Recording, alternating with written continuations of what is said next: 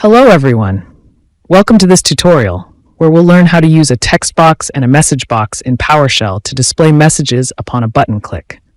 It's a straightforward way to interact with users, so let's get started. First off, we load the required library/assembly with this line.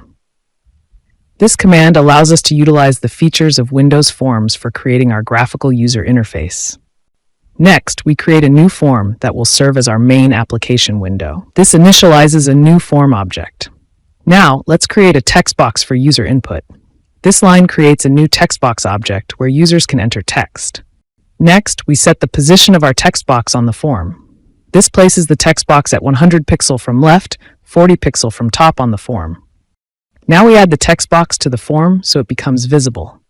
This command attaches the text box to our form's controls. Let's move on to create a button. This line initializes a new button object.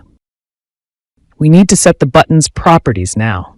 We set the button's text to click me and position it at 100 pixel from left, 140 pixel from top on the form. Now let's define what happens when the button is clicked. This code shows a message box with a greeting. It will display message whenever the button is pressed.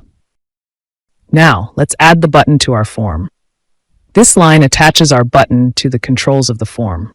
Finally, we need to display the form. This command opens the form and renders the text box and the button visible. Let's run the script now. As you can see, we have a text box and a button. When I type my name and click the button, the message box displays a greeting with my input.